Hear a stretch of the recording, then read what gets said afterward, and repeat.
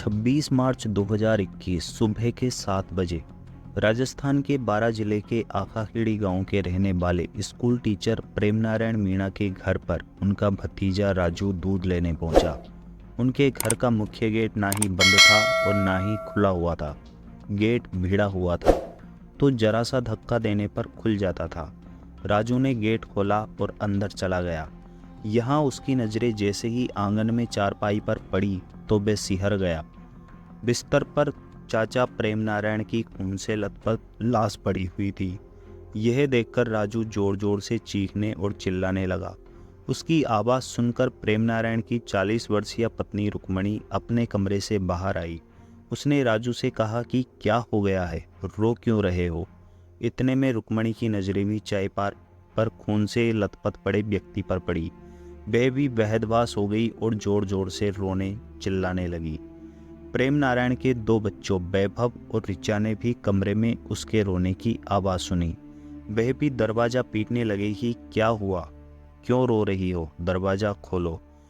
उन भाई बहनों के कमरे के दरवाजे के बाहर कुंडी लगी हुई थी। कुंडी खोली तो दोनों भाई बहन बाहर आकर पिता की लाश देख करके रोने लगे। इधर स्कूल टीचर प्रेम नारायण के घर से सुबह सवेरे रोने की आवाज़ सुन करके गांव के आसपास के लोग वहां आ पहुंचे। थोड़ी देर में पूरे आखाखेड़ी गांव में स्कूल टीचर की हत्या की खबर आग की तरह फैल गई। पुलिस थाना छिपा बड़ौद में किसी ने स्कूल टीचर प्रेम नारायण के मर्डर की सूचना उन तक पहुंचा दी थी। सूचना मिलते ही तत्कालीन SHO Ramswaroop Meena police team के साथ घटना स्थल पर पहुंच गए। एसएचओ मीणा ने घटना स्थल का मौका मुआयना किया। घर वालों ने उन्हें बताया कि रात में अज्ञात लोगों ने घर में सो रहे सरकारी टीचर प्रेम नारायण की धारदार हथियार से गले, मुंह और सिर पर वार करके हत्या कर दी थी। पुलिस पूछताछ में मीणा की पत्नी रुक्मणी ने बताया कि वे कमरे में सो रही थी। उसके दोनों बच्चे वैभव और ऋचा अलग कमरे में सो रहे थे। बड़ी बेटी ससुराल में थी, वहीं उसके पति प्रेम नारायण आंगन में चारपाई पर अकेले सो रहे थे। एसएचओ रामस्वरूप मीणा ने इस दर्दनाक और हैरत अंगेज मर्डर की जानकारी उच्च अधिकारियों को दे दी। तत्कालीन बारां एसपी विनीत कुमार बंसल ने तत्कालीन छावड़ा सीओ ओमेंद्र सिंह शेखावत व तब के प्रोबेशनरी आरपीएस जयप्रकाश अटल को निर्देश दिए कि वे तत्काल मौके पर जाकर के इन्वेस्टिगेशन कर जल्द से जल्द इस हत्याकांड का खुलासा करें। एसपी के निर्देश पर दोनों तत्कालीन सीओ ओमेंद्र सिंह और जयप्रकाश अटल घटना स्थल पर पहुंचे। लोकल एसएचओ से घटना से संबंधित जानकारी ली। पुलिस ऑफिसर्स ने एफएसएल एवं डॉग स्क्वाड टीम को भी बुलाकर एविडेंस जुटाने के निर्देश दिए। प्रेम नारायण मीणा के मुंह, सिर और गर्दन पर लगे गहरे घावों से खून रिसकर सूख चुका था। इसका मतलब था कि हत्या को 6 से 7 घंटे का समय हो चुका था। एफएसएल टीम के एविडेंस इकट्ठे करने के बाद पुलिस ने सब पोस्टमार्टम के लिए हॉस्पिटल भेज दिया। पुलिस अधिकारियों ने अपने मुखबिरों को इस केस से जुड़े होने के फैक्ट्स जुटाने के लिए लगा दिया था। पड़ताल में सामने आया कि प्रेम नारायण मीणा सरकारी स्कूल में टीचर थे। उनकी पोस्टिंग एमपी के गुना जिले के फतेहगढ़ सरकारी स्कूल में थी। वह छुट्टी पर घर आए हुए थे। वह हमेशा 15 से 20 दिन बाद छुट्टी पर गांव आते थे। पुलिस को पता चला कि प्रेम नारायण घर के आंगन में सोए हुए थे। उनकी बीवी रुक्मणी कमरे में अलग सोई हुई थी। उनके 3 बच्चे हैं, जिनमें से बड़ी बेटी की शादी हो चुकी थी। वह अपनी ससुराल में थी। छोटे दोनों बच्चे वैभव व ऋचा अलग कमरे में सो रहे थे। अब पहला सवाल ये था कि मास्टर प्रेम नारायण मीणा का घर गेट खुला हुआ क्यों था। दूसरा, हत्या करने वाले बदमाश किस रास्ते से घर में आए थे। तीसरा सवाल ये था कि इतने विभत्स मर्डर के बाद भी पास ही सो रहे बीवी और बच्चों को भनक क्यों नहीं लगी। और चौथा ये सवाल था कि छुट्टी में घर आए मास्टर प्रेम नारायण मीणा और उनकी पत्नी रुक्मणी अलग अलग क्यों सो रहे थे। और पांचवा, दोनों बच्चों के कमरे के बाहर की कुंडी क्यों लगी हुई थी। आखिरी और सबसे अहम सवाल, मास्टर प्रेम नारायण मीणा को किसने और क्यों मारा। पुलिस ने सबसे पहले प्रेम नारायण मीणा के दोनों बच्चों वैभव व ऋचा से अकेले में पूछताछ की। दोनों बच्चों ने बताया कि घटना वाली रात मम्मी ने उन्हें धमकाकर अलग कमरे में सुला दिया था, जबकि हमेशा वे मम्मी के साथ ही सोते थे। उन्हें कमरे में बंद करके बाहर से कुंडी लगा दी थी। वहीं मम्मी अलग कमरे में सोई हुई थी। वैभव को पुलिस ने प्यार से पूछा तो उसने एक लेटर लाकर पुलिस अधिकारियों को दिया। वैभव ने कहा कि ये चिट्ठी मेरी शादीशुदा बड़ी बहन ने पापा को लिखी थी। लेटर हम भाई बहनों को मिला तो हमने छिपा दिया था। लेटर में मृतक की बड़ी बेटी ने अपने पिता को लिखा था कि वे अपनी मम्मी को बदनाम नहीं करना चाहती है। उसने लिखा कि नौकर जितेंद्र को अपने यहाँ नहीं रखना चाहिए। पुलिस ने इस लेटर के आधार पर तथा वारदात से जुड़े दूसरे एंगल्स पर फोकस करते हुए इन्वेस्टिगेशन को आगे बढ़ाया। बच्चों ने पुलिस अधिकारियों से यहाँ तक कहा था कि उनके पापा की हत्या किसी और ने नहीं बल्कि मम्मी ने ही नौकर जितेंद्र उर्फ जीतू बेरवा के साथ मिलकर रात में की है। हालांकि पुलिस अभी भी किसी नतीजे पर पहुंचने से पहले सभी एविडेंस जुटाना चाहती थी। ऐसे में पुलिस ने इस केस के खुलासे के लिए साइबर एक्सपर्ट सत्येंद्र सिंह की मदद ली। इसी दौरान मुखबिरों ने भी पुलिस को रुक्मणी और नौकर जीतू बेरवा के अवैध संबंधों के बारे में जानकारी दी। जब हर अंगुली रुक्मणी और जीतू बेरवा की तरफ उठने लगी तो पुलिस अधिकारियों ने पूछताछ के लिए सबसे पहले रुक्मणी को हिरासत में ले लिया।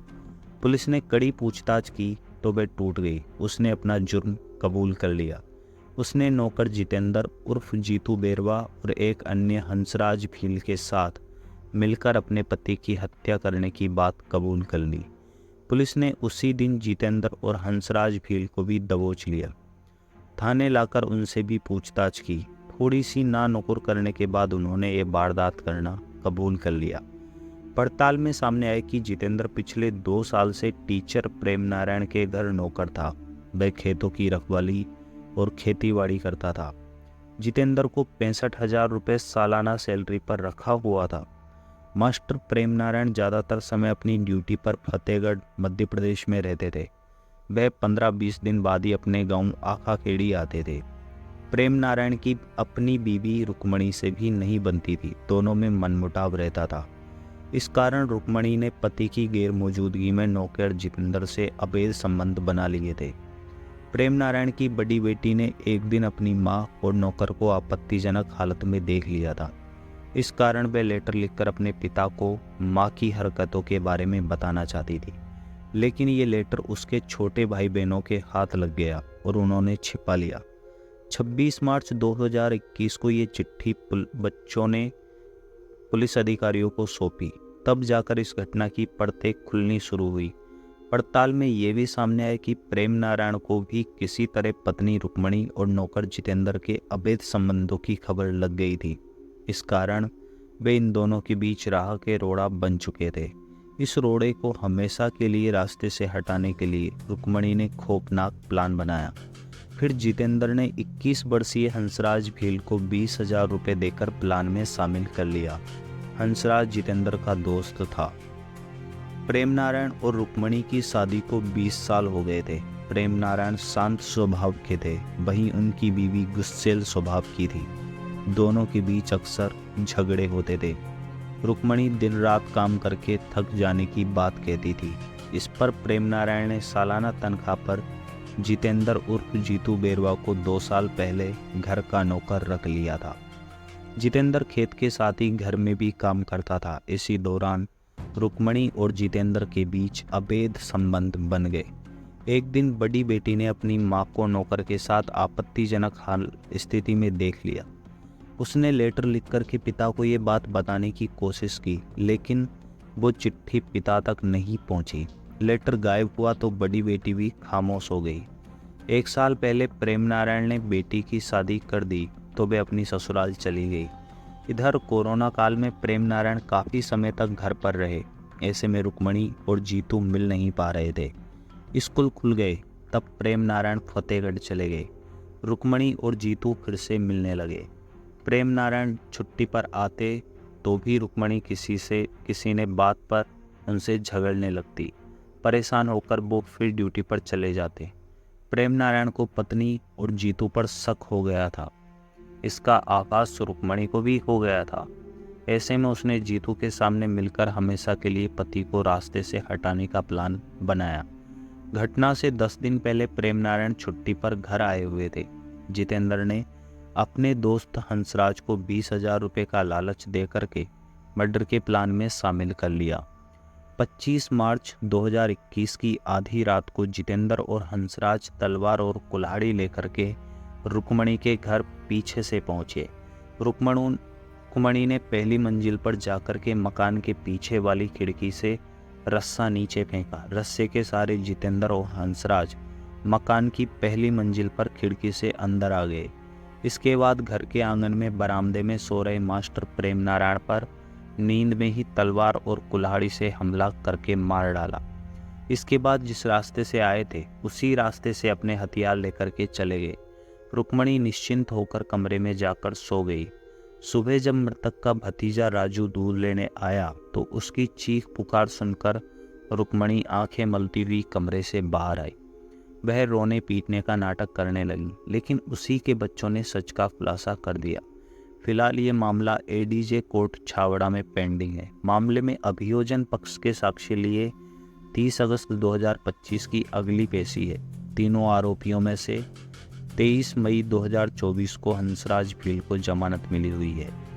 तो कैसी लगी आपको ये कहानी? अगर कहानी अच्छी लगी हो तो वीडियो को लाइक और चैनल को सब्सक्राइब जरूर कीजिएगा और कमेंट में अपनी राय जरूर दीजिएगा। इस तरह के हीनस क्राइम के बारे में आप क्या सोचते हैं या क्या विचार रखते हैं? यह किस तरह की सावधानी हम सबको बरतनी चाहिए?